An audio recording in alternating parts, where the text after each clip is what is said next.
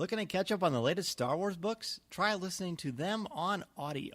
Featuring sound effects and music directly from the movies, Star Wars audiobooks are the definitive listening experience. From brand new audiobooks such as Master and Apprentice and Queen's Shadow to our blockbuster movie tie-in editions, you'll have plenty to keep you entertained. If you're attending Star Wars Celebration, visit Penguin Random House Audio at booth 3019 to play audiobook trivia, get free audiobook clips, and more. When you're a Star Wars collector, be it comics, books, or toys, it can be hard to keep track of everything you have. Gemmer is a free app for collectors that helps you solve that problem. Join their Star Wars community where you can easily catalog your collection and show off your amazing stuff to a community of fellow fans. Just go to Gemmer, that's GEMR.com/coffeewithkenobi to check it out today. This is Andy Gutierrez from StarWars.com, and you are listening to Coffee with Kenobi with Dan Z. This is the podcast you're looking for. I've been waiting for Celebration all year long. Are you ready to celebrate? Hey, Chicago, what do you say? Back to that same old place, sweet home, Chicago. Celebrate good times, come on. Let's celebrate. Oh, and guess what? This is the podcast you're looking for. This is James Arnold Taylor, and you're listening to Coffee with Kenobi. I have a good feeling about this. All right, we are here with Blake. We just got out of the podcast stage. What an incredible experience. We knew James Arnold Taylor was going to come. He did not disappoint, by the way. He brought a friend. He brought Kat Tabor. Wow, that was pretty special. But we're here with Blake. Dude, thanks for being on the show, and thanks for coming to support us. All right, thank you, Dan. Thank you for everything you guys do. You make my job a lot better listening to you guys during the week, so thank you for everything you do. Hey, my pleasure. What have you liked about Celebration so far? What's not to like? That's the real question. I mean, I've liked everything. From the only one thing I've been able to see so far in person is Mandalorian. That was well worth it. Dream come true to see a panel in person, but I streamed, the gaming panels and everything else has been shown, and just everything's been top notch. So I can't pick out my favorite, but everything so far has been great. That's so cool. You had talked to me earlier about the trailer, right? Bring up what you said to me before. Yeah, so I was doing a lot of thinking about the title itself, The Rise of Skywalker. Now, who do you think that Skywalker is referring to? Is this Luke? Is it Anakin? Does it go all the way back to, the Anakin, Palpatine deal that started it all? What are your thoughts on that, Dan? That's what I wanted to know. My thoughts are that I don't speculate, so I don't know. I think it's going to... What I do think, and I actually talked about this before, I don't think that J.J. Abrams will ever do anything obvious, and I watched an interview where he pretty much said, you'll just have to wait and see. I think what J.J. does is he says, look over there, and he pulls something out of his sleeve that you're not looking at. So whatever he's got planned, I think it'll be hard for us to predict it. Yeah. But personally, I think it could go back to Anakin and the Emperor. I remember a Lucas quote one time that the whole story really is about Anakin. This is Anakin's story. So I think them going back to bring back the Emperor, which was at the very beginning of it all. Why not also bring back the hero at the beginning of it all, which would have been Anakin? So that's just my personal thoughts. That's what I would like to see, but I won't be disappointed with whatever it is. No, yeah, you can't go wrong either way. And I think, that it's tricky because we know Palpatine's in it. So that's obviously another thing. But that's another example where I almost like, well, no, there won't be Anakin because it will be too obvious. But it's going to be great to wait and see. What do you think of The Mandalorian? That blew me away. That absolutely blew me away. Very gritty. They're describing it as a Western almost. Clint Eastwood Western. And when you watch that trailer, that is the vibe that you're getting from it. It's kind of pushing Star Wars in a different direction almost, but more like a Rogue One, more dark, more gritty, which I personally love. It's way different from what we're maybe used to from the past 40 years. So I think it looks fantastic. The characters look fantastic, and I like the fact too that they're going back to the special effects of the models for the ships. There's very little CGI being used in this. Very, very old school, which is awesome. I'm very excited about that. They were very excited about that. What do you think of The Mandalorian?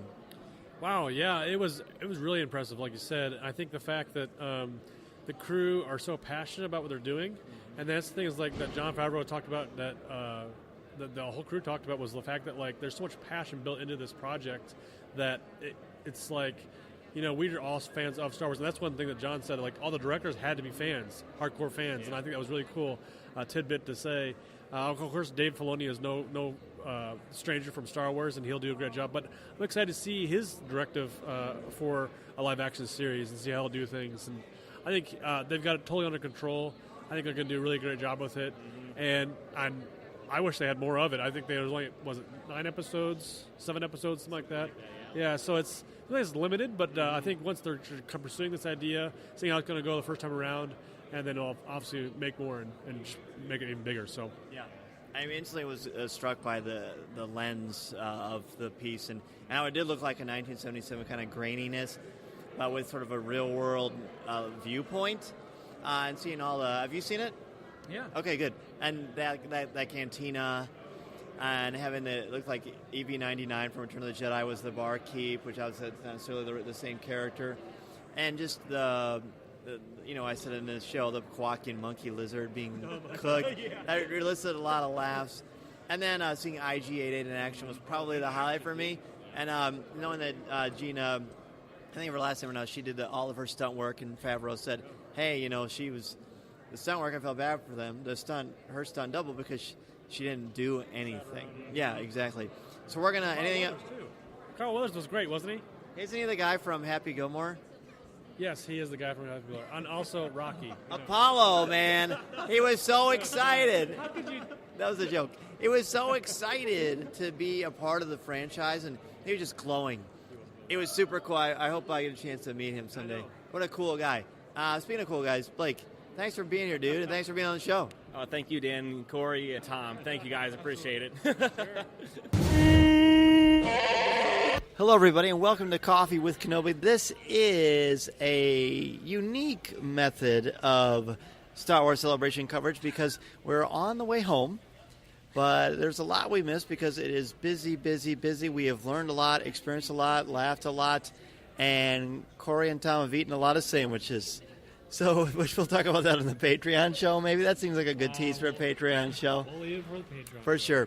All right, but what we need to do, last time we talked about our experiences on Vader Immortal and our thoughts finally on the trailer. And now we need to talk about the podcast meetup. So, first things first, guys, what do you think of the podcast meetup? I mean, it was I'll tell you what I think after you do. Go ahead. You always seem to go last when you think what do you tell you to think? We have to wait for you to think. Pass the mic. The host. Okay, all right, fair. Yes, the podcast meetup was spectacular. I was blown away about when we walked in the room. It was jam-packed. Now, that's not to say that Fire First was not also there doing their thing. Obviously, I think people were staying in the hotel and just mingling around, so we had that to also build in the factor in the attendance. But for the most part, I think they were mostly podcasters, other shows, new shows, old shows, and listeners. That's what a lot of people come up and said, I just listen. I want to come up and show up and say hi. And it was great. I thought it was fantastic. We were able to get around to almost, I think, everybody. I mean, actually, well, not everybody. I take that back. We saw some folks afterwards and said they were there. It was so busy. It was literally so busy we did not actually see them. So, which was great, though. I mean, I think it was cool to see a good turnout. A lot of folks thanked us for putting it on. We're honored to be able to do that. And so it was good to talk to people that we hadn't seen for a very long time. And it was really cool to meet new people all along the way. Yeah, walking in to the Arc Bar was a phenomenal experience. Just running into people that I'd either been on the air with or have communicated with on social media, and having the opportunity to say hi, share stories, talk about the episode 9. There's a lot of conversation of that at the bar, but it was just a great experience to see what the community looks like face to face, and how big and vibrant and how diverse not just our podcast reaches, but all the other podcasts and all the other the topics that they cover and the angles that they take, and then the listeners as well. So that was so much fun. It was great to just be able to sit down and talk to people about past shows and stuff like that. So it was really brought me a lot of life. And not that I need extra life when it comes to Star Wars and Coffee with Kenobi, but it really made me feel good about what we do, and so it was a wonderful, wonderful experience. I want to say also, too, a lot of folks were asking for photos and autographs, which was kind of strange, but it was fun. It was a lot of fun. And then also, I want to say, just piggyback what Tom said, it reinvigorated my want to do more with Coffee Kenobi as far as hosting or whatnot, just because I want to be more involved. Like, this is what it's all about. Like we talked about a little bit, this is what it's all about, and wanting to be more a part of that group and get to know more people. So that reinvigorated for me. I am glad to hear that. The thing that's unique about this is when we walked in, of course, on one side of the bar, and it probably took us, an hour to move to halfway, at least, because every few steps you would see people you knew, or people would come up and approach you, or you would have something you want to talk about with somebody, and it was just a remarkable experience because literally every few steps you'd see new people or someone would come up and introduce themselves to you, and I thought that was really wonderful. I mean, think about the fact that I got to see that Tom's taking pictures of us while we're recording this. Oh boy, let's take one where my eyes are open. Okay, you ready? Is everyone ready to listen to me take a picture? Here we go. Cheese. There you go. So it was that's much better. My eyes aren't closed. It was just cool to see so many people and to experience so many fun things. I was my cup totally was overflowing with joy. It was very full because there's just so much love and joy in there, and it's impossible to name everyone that was there. I mean, LJ Souter, for sure. Clayton, of course, was there. Skywalking Through Neverland. Lattes with Leia. Amy was there. Sky Talkers were there. Leland Cheese showed up. Starship Sabers and Scoundrels. We had a lot of fun. I taught Jay how to do the floss dance, which is pretty entertaining. Yeah. Which maybe Star Wars Action News was there. Who else? Hey, you know what I think was awesome? Who was there? Lisa showed up. And Lisa hung out, and got to meet all sorts of people. And I was really proud of her because I know that's out of her comfort zone, but it was so cool to have her there to be able to say hi to the people who, whose lives she touches, in a different way than we do. But, certainly our social media presence is huge, and she's a big part of that. Yeah, I want to also say, too, we're not naming all the people because it's been a couple days.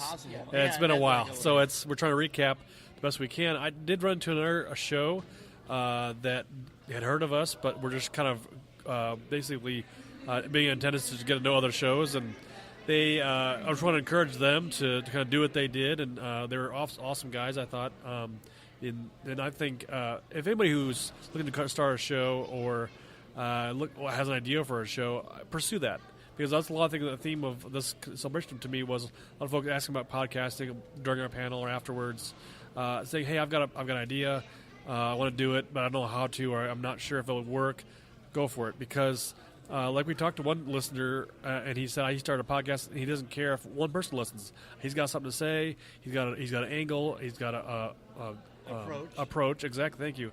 And I think that should be perfect for everybody. Yeah, there aren't enough words. There are some pictures out there on social media, and we had a blast. And I love seeing the pictures from other people that they took too. Very, very rewarding. Yeah, and you're right, like autographs and stuff. That was fun. That was fun.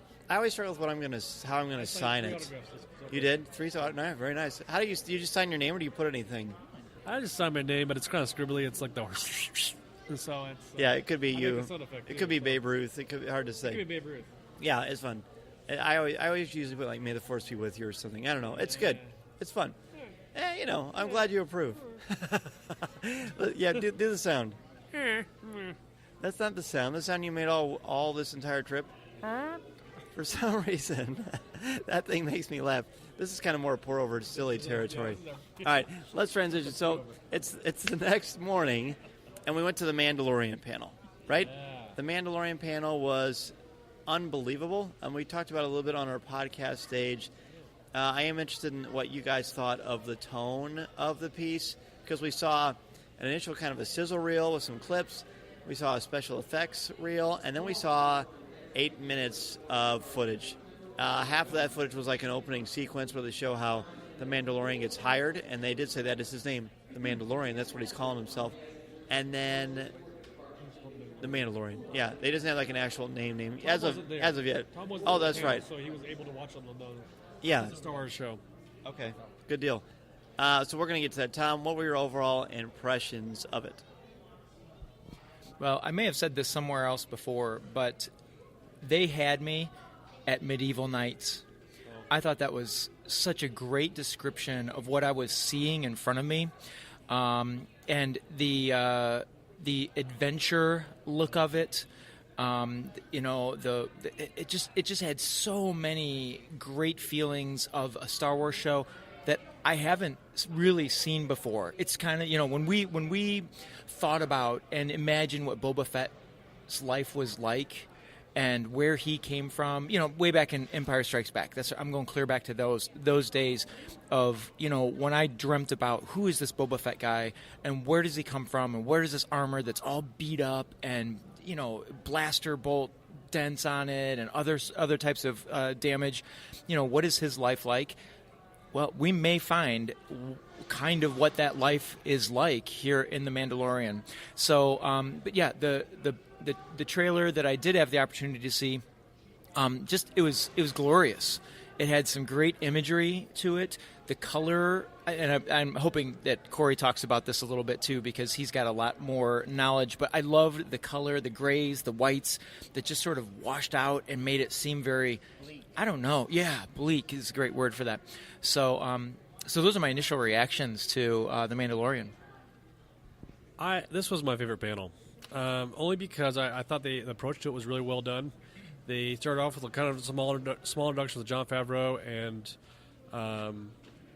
Dave Filoni was there. They were the writer and directors of that. That was their brainchild of they working. It was cool to hear the history of that too. He watched Iron Man first. Dave did, and then John watched Clone Wars first. They're kind of their pet projects in the sense of starting on these new, almost franchises were brand new at that time. Clone Wars new, Marvel was coming out with new movies. That was cool to see that foundation was built in their friendship, their love of Star Wars, and it was so great to see that come to fruition in their friendship blossom as it did. But like you mentioned, this is something brand new. They're encroaching in on the Star Wars franchise on TV. It's a live-action series, which makes it brand new territory, but we're also given a brand new characters along the way.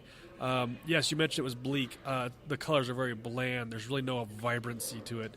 It's very almost depressing in a sense of like this is after episode 3. We're in the middle between episode 4 and like that weird time where the anything goes. Like it's like the Wild West of Star Wars in a sense. We saw that in Rebels too, right? So it's a matter of these communities, these plans, not knowing what's going to happen next, and that's what was all given on the panel there as well. And we got introduced to the cast. The cast looks fantastic. Carl Weathers came out cheering and get excited. I thought he had a great personality to him, talking about what he's excited about. And then when they showed the sizzle reel, and then that was right off the bat. I think it was cool to see them go from like some talking, and then right to the sizzle reel, and then back to some more introductions and whatnot, and then the final 8 minutes of production. So it was a favorite panel. I liked it a lot. We got a really kick butt poster at the end.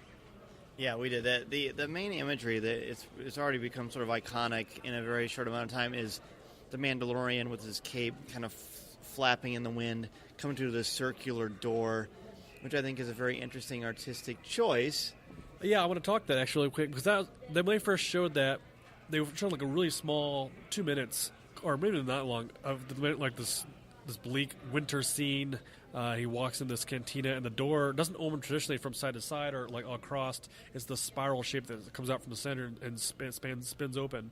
It's almost like we're taking this franchise, we're spinning this around. We're not going to give something different here. This isn't something you're going to normally see. So things work a little bit differently in this small little piece of the universe. So we're not necessarily seeing everything that we would see in a Skywalker-centric film. This is something that's going to be twisted around and different. So and that made me feel like Rogue One a lot. A lot of that feeling came back for me. Oh, I like that. You know what? Rogue One is actually quite apt because I think there's some similarities there. And one of the things I noticed about, again, they showed about the first 5-6 minutes of the setup of the entire series. Then they showed like an actual trailer of what happened. with the IG-88 droid that apparently is not IG-88 according to Anthony Bresnikan's article that he put, because he talked to Favreau after it. So that's I haven't gotten a chance to read everything he's written about it so far, but I'm sure there's a whole lot to discover and discern.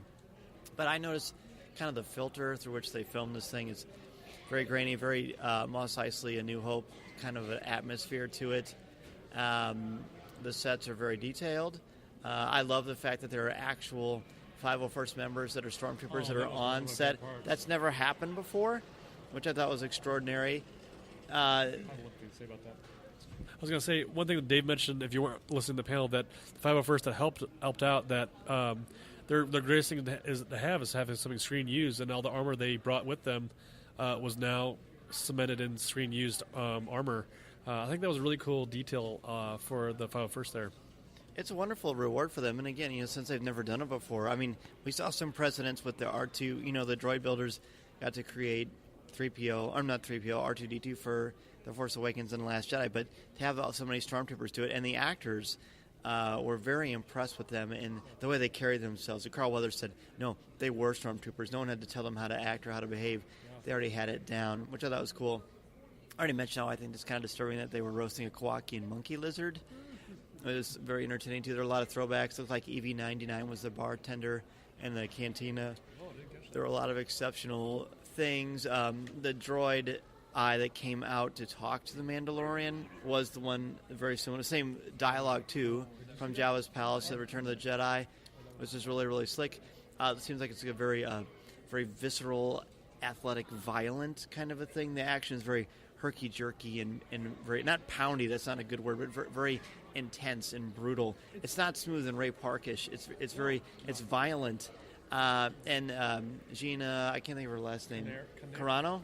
Yeah, I think it's Carano. Said her stunt double was bored because Gina did everything. And you can tell, I mean, she's got some MMA background, and she's a tour de force in her own right. She's in Deadpool. Carl Weathers was so excited to be in Star Wars. He was on the Star Wars show stream. I hope people got a chance to watch the Star Wars show stream because they absolutely killed it. I mean, it was exceptional. The level of detail, that stage itself, it was just, I mean, they get better and better every single year. I was extremely impressed with that. Other thoughts on The Mandalorian? I mean, we could easily spend an entire show on it, but there's a lot of other stuff from Celebration that we need to get to. I think it met my expectations. Everyone's saying that it blew theirs away. It didn't blow mine away. I think it sort of has a Netflix feel to it. It doesn't feel like a feature film. Yeah. But it's hard to say because I haven't actually seen an episode. Get back to me after we see the episode. We'll all probably talk about it undoubtedly then. But in the meantime, a lot of promise. I still think Star Wars is still going to be family focused, but this is for older families. This doesn't appear to be a show for kids. I mean, it's violent. It's that he said that The Mandalorian is inspired by Clint Eastwood, the Sergio Leone westerns, and that shows, and samurais, of course, kind of that lone gunman kind of it's almost like the neutral good version of Cad Bane is kind of how the atmosphere and the way that I think it was presented. So pretty cool. One more thing before we go on to something else. Yeah, one more thing, and I just wrapping it into just my thoughts around the whole Disney Plus experience. This will be coming out along with Disney Plus in November. They announced that just before Celebration, which is really cool. And then they also announced that the Cassian Andor series would also be FK2SO, of course, which is great. Alan Tudyk was coming back, but I like to think that maybe this is that same time frame, so we would see. Maybe I'm thinking this wrong, but I'm playing off of what Marvel did with the Daredevil and Luke Cage series and kind of melding them together in the sense of here's a storyline, we're kind of taking it character by character. I would like to see that happen as well. I would like to see that be integrated into that series. So Mandalorian will be watched first. You watch Cassian Andor series, but that's how I would like to have it happen. Mandalorian takes place after the Return of the Jedi. Oh, I take that back. Yeah. Well, all those thoughts were good, but I erased it from my memory. So because the actress Gina's a rebel shock trooper. Oh, that's a great point. She can't, and she has a hard time kind of transitioning out of the war mode. PTSD. Yeah, exactly. There's going to be a lot of that, I'm sure. Wow. We should probably do a panel or a show on this. Look at panels all day. Looking to catch up on the latest Star Wars books? try listening to them on audio. Featuring sound effects, top-notch narrators, and music directly from the movies, Star Wars audiobooks are the definitive listening experience. From Luke Skywalker to Kylo Ren to Admiral Akbar, you'll recognize all of your favorite characters. Listen to movie tie-ins like The Last Jedi and The Force Awakens, to book titles such as Master and Apprentice and Pirate's Price. Don't forget to pre-order Dooku, Jedi Lost, available only on audiobook, on sale April 30th. With Star Wars audiobooks, you'll have plenty of Star Wars listening to keep you entertained. If you're attending Star Wars Celebration, visit Penguin Random House Audio at booth 3019 to play audiobook trivia, get free audiobook clips, and more. For most of us here at Celebration, enjoying Star Wars isn't a hobby, it's a lifestyle. If you're a Star Wars fan, there's a good chance you're also a collector, be it toys, books, comics, or clothes. But how do you keep up with all the announcements and make sure you get the things you want? How do you keep track of what you have? And how do you show off your awesome collection to people who are just as passionate as you? That's where Gemmer comes in. It's the best app for organizing and displaying your collections, connecting with other Star Wars fans, and discussing all things happening a long time ago in a galaxy far, far away. Download the app for free here, or go to Gemmer, that's GEMR.com/coffeewithkenobi, to join their Star Wars Club today. Who is R2-D2? What is a Sith? Find out all of this and more by visiting DK at booth 3018 at Star Wars Celebration. Stop by the DK booth for DK author signings, giveaways, and a few exciting surprises. You'll have opportunities to meet Christian Blauvelt, Cole Horton, Liz Heineke, and Jason Fry.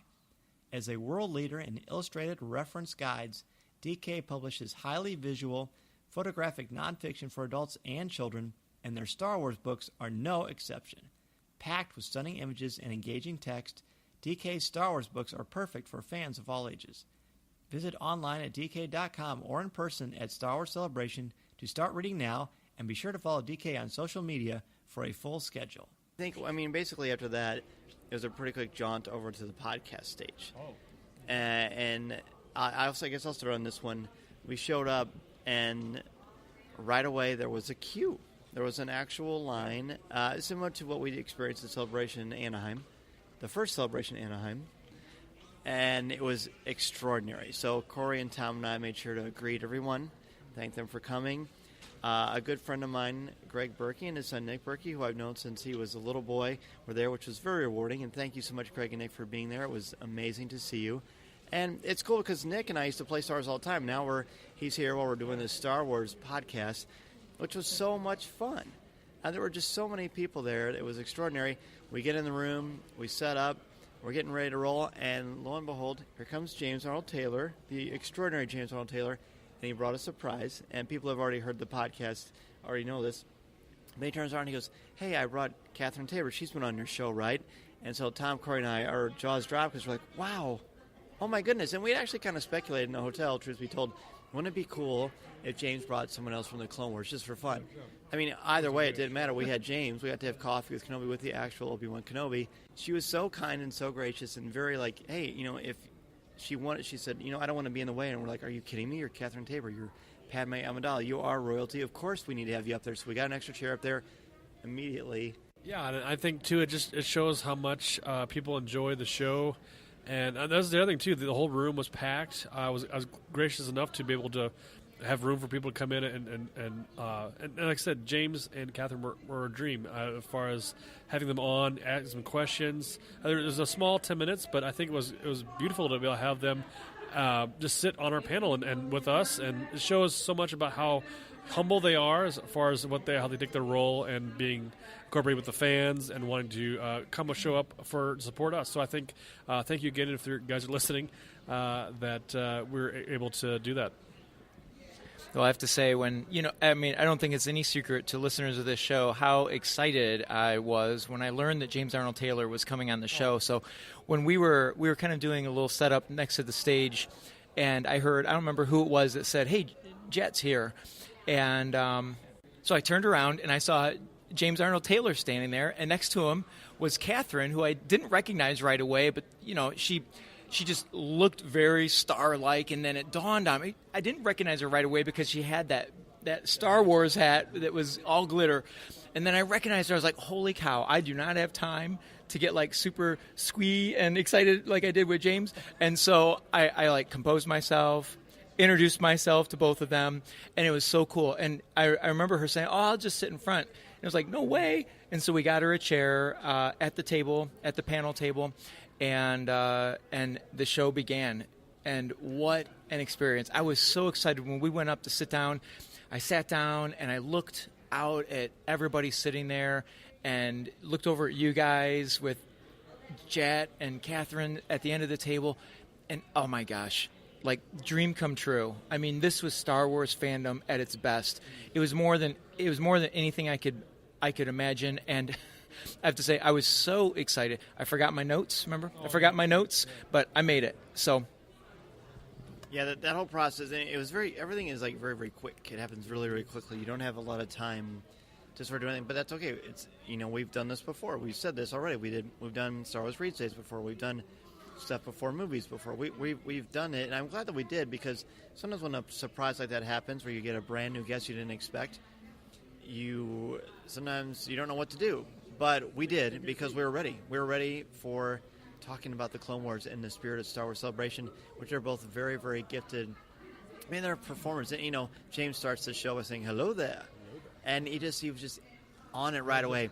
To see James in person like that, all the times I've talked to him, and to see him like that face-to-face, and just get that opportunity. I got to talk to him a little bit before and just thank him and talk about what kind of impact he has on fans, which he already knows, but especially like when he was with kids and stuff. He's just a really exceptional, cool dude. And Kat was gracious. She had a great joke, a really funny joke about how Star Wars affects people. And I'm going to say that till when she comes on the show again so she can tell it. I told her that I would.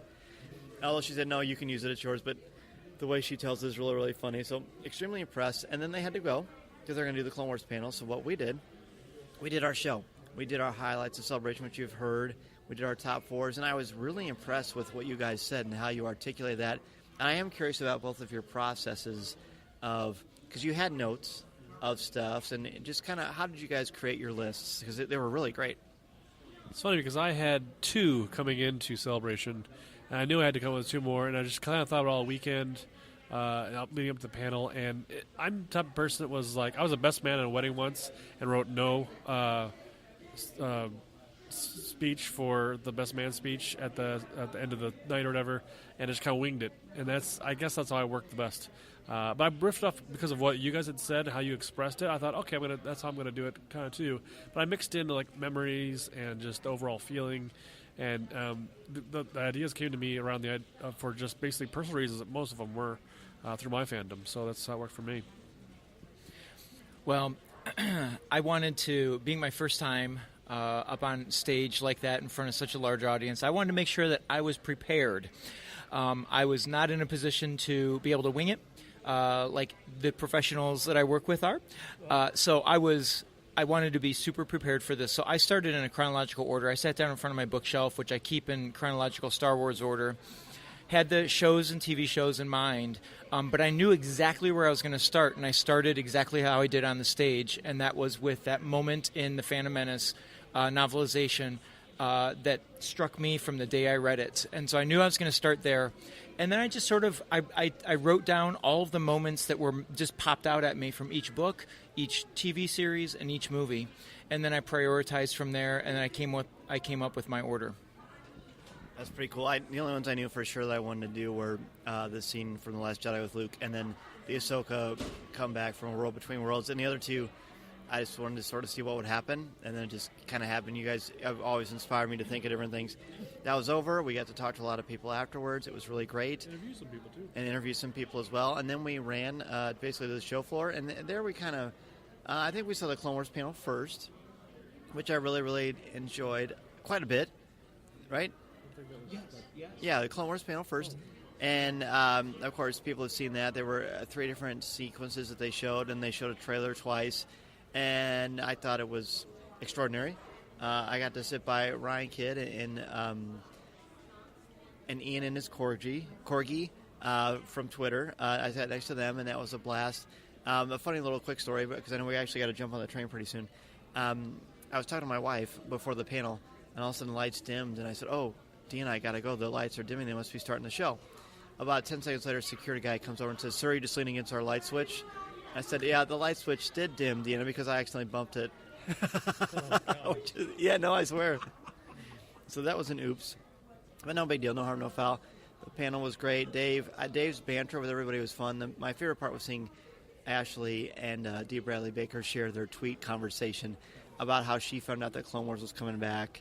And Dee read the tweets in the Captain Rex voice, which is fun, and Ashley was overwhelmed. She had a great moment where there was a fan that was sitting on the side, and Warwick Davis knew that, and so he introduced Ashley to the fan, and she gave him a hug, got a selfie with him, and it was really just another example of what kind of person Ashley is. So anything on the Clone Wars panel before we go to the next part?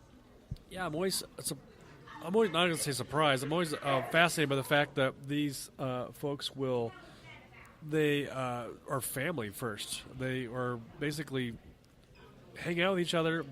They've grown so close to their relationships, and just to see them all on stage, just to bounce off each other and obviously give each other a hard time.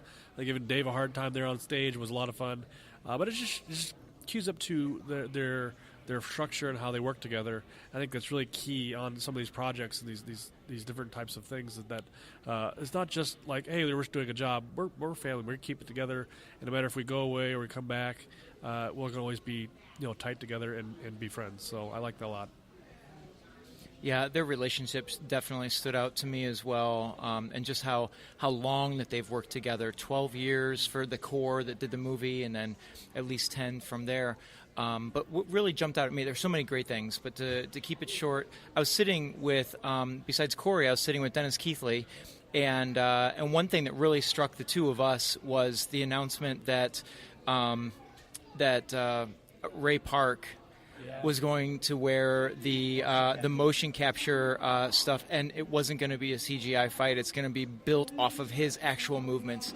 That just, wow, that was amazing. And I think that's such a great decision on their part. So we both were super impressed with that. So after the Clone War panel, we split up. Well, I split away from the two of you because I've always wanted to get some official instruction on how to paint minifigures for a variety of different things, between Dungeons and Dragons figures to Star Wars Legion and other Star Wars figures. So Fantasy Flight was hosting a How to Paint a Minifigure session panel. I went down to that, and in that they handed us small gift bags, and in those gift bags we have 3 different types of paints, color paints, and then they included a brush and a Star Wars Legion Stormtrooper figure.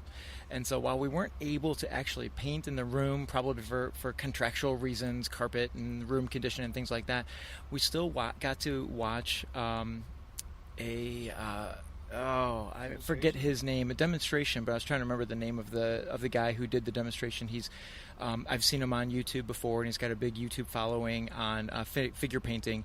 But he did a fantastic job, and they had a rep from Fantasy Flights there who does a lot of painting for their sample product, and they gave great advice on starting from priming your minifigures to the types of paints to use, how to start the painting process, what types of brushes to get, and things like that. It was really comprehensive, and I took a lot away from it.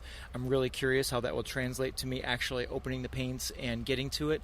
But at least now I feel like I have a real base knowledge of how to do that I could go to his YouTube channel and really start my experience and teaching my own kids how to paint minifigures. So it was a worthwhile panel.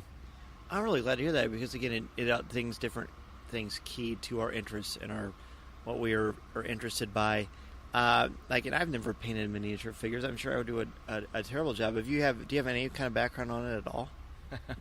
Go way back into the 1980s when I was buying the lead miniatures for Dungeons and Dragons, and I thought I was pretty good then. But when I pull those out today, I had a long ways to go to have a professional look to it. But it was fun as a kid then.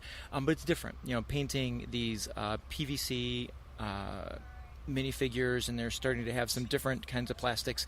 That's a lot different than painting a lead minifigure. So a little background, but that was a long time ago, so this is a great panel for me. That's cool to hear. Again, that's so cool. So what Cory and I did, we found Dennis. We ran into Dennis. How did we run into Dennis? I don't even remember. No, oh yeah, we were using the Clone Wars panel, so we all exited together. Talked about that a little bit. Got our posters, which there are pictures of Ahsoka Tano and her dual blades, which is an incredible illustration to be sure. And we decided, you know what, we really haven't roamed the show floor too much. I think of the three of us, I roamed the show floor the least of the entire experience. So I wanted to make sure I was able to do that. So we did that. Walked around quite a bit. I did some shopping. Found some stuff for my son. Looked at some wonderful collector displays of like the Kenner figures with labels and things that were like, you know, like the vintage Kenner X-Wing. There's a way to display that, and it's really, really awesome. I'm kind of kicking myself I didn't get one of their cards, because did you happen to get one by chance? The what? The cards of the display cases. No, I didn't get those. Well, I'm sure I can find them online, because they really were very nice. We walked through the Anderson's Books area. The biggest thing we did was go through the Galaxy's Edge exhibit. You get to sit in the Ride of the Resistance attraction vehicle, which was a ton of fun. They took a couple of pictures of that. We saw the Ithorian head of Doc Ondor that's going to be on display. He's, of course, going to be one of the people that's going to be a featured person in Galaxy's Edge. It's going to be a 5-issue comic series leading up to Galaxy's Edge that has him in it. There were people that showed the droid building feature that we're going to have. They had some on display, demonstrated them. It was really a lot of fun. There were some different backdrops to take pictures of, but the big one was, as I mentioned at the Galaxy's Edge panel, was that they're going to do a place where you can share what Star Wars means to you, basically in 30 seconds, and you record that, and then you record yourself on a GIF, and then which mine was definitely a disaster. I think I re-recorded it 5 different times. I basically ended up saluting some X-Wings as they flew overhead, or before I was doing some sort of a shock and awe thing, and I just looked like a total goofball, which normally doesn't stop me, but I wanted to be a little bit cooler. So I, found our product ended up, and it was just a fun experience. And knowing that they're going to share those stories at Galaxy's Edge, I think is really, really fun. And then ultimately after that, we found Tom and went to dinner, which we'll talk about in a little bit. But let's hear Cory's reactions.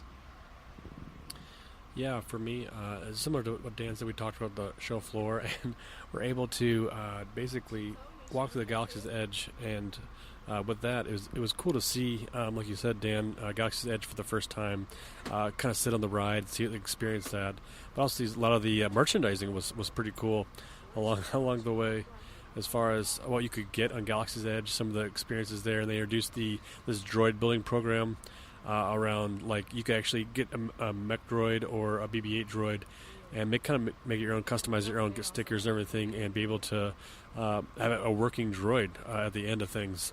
So that was something unique, I think, that they put out there for Galaxy's Edge along the way. And as you're walking through it, like, so you can take pictures and see backdrops, but you did kind of get a little bit of a feel of what the land might be like.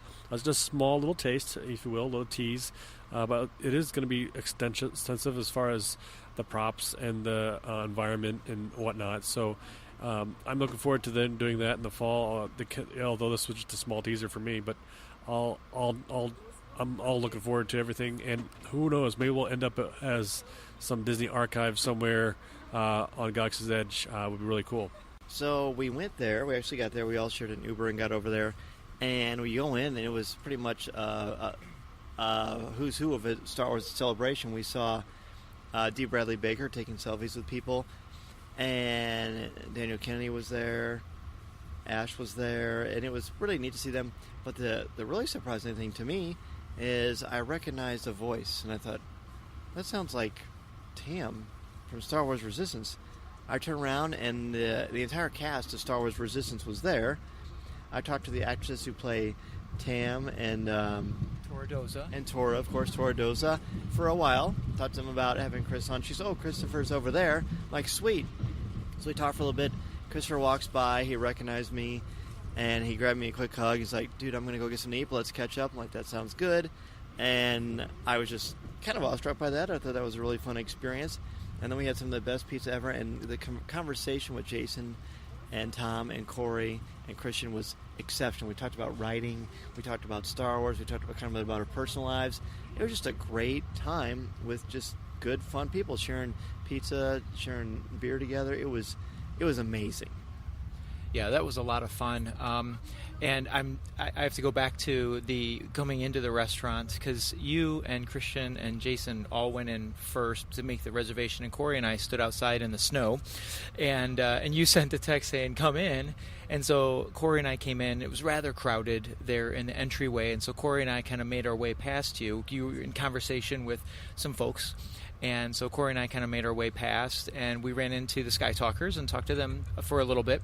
But then it wasn't until we sat down that Dan had informed us that they were talking to the cast of Resistance. And to be fully honest, I thought you guys knew, and you're just doing your thing. I didn't even think twice about it. I was just sort of caught up in the moment. Yeah, no, I didn't think it was hidden by any means. I kick myself. If I have one regret from this whole trip, it was that I didn't stop to see who you were talking to. I just made my way in. I think the hangry was kind of kicking in, and I was hungry, tired, and so I got out of the crowd and moved off to the side with Cory, and so I missed that. So that's all right though, because you had a great conversation with them, and but yeah, dinner was wonderful. One notable thing from the conversation with Christian and Jason that I really appreciated was sharing with Jason how much my family and my daughter and I have enjoyed Ray's journal, and asked him the question of, how does the author how does an author like grab the voice of a character like that and write in the words of a character, and his response was that it was really challenging because he wrote the book before he saw the movie. He had the script, but he did not have anything else to work with in terms of hearing Daisy Ridley say the lines, seeing Daisy Ridley interact with other characters and her actions and motions and all that. And so he said that was a real challenge putting that together, but but I wanted to just share that with him, how important that book was to our family, because I would be sitting there in bed at night just kind of wrapping up. My kids were in bed already, and then my daughter would come in and say, "Dad, Ray's journal has this in it that wasn't in the movie," and I was like, "Dude, that is so awesome." So that was really cool, being able to share that with him, and as you mentioned, generally just the good conversation with them about writing was just really meaningful. Yeah, that was a really neat experience. For me, it was a similar experience. Of course, good food, good friends, good conversation.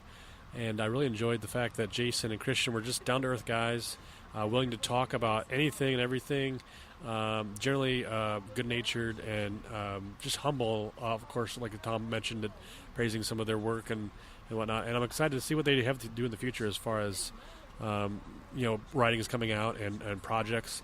So they're definitely two good guys to hear and talk to. I think that's the other thing too. I think it was nice for them to actually have a meal with us and talk and just be fans as well. I think they're enjoying the experience along for celebration along with us. So it was cool to see they also be professionals and also be friends in the same category. So I think it was definitely a good time.